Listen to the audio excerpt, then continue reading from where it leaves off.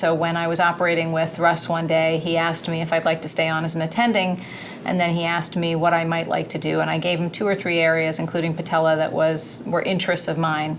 And he stopped and he looked at me and he said, "That's what you need to do. You need to work on the patellofemoral joint because that's wide open. That's wide open. We know nothing about it."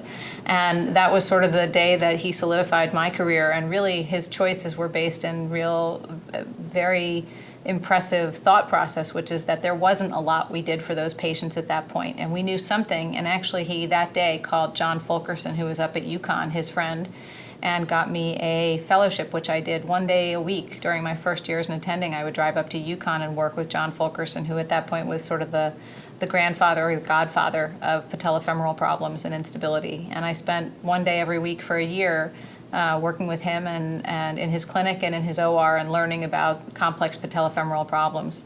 I brought it back here. I started to work on these particular patients, and thanks to Joe and Wick and Russ and everybody else who had given me a lot of help along the way and still continued to support me and help me with my patients, I started to work more specifically on that in addition to the rest of the general sports that I would do.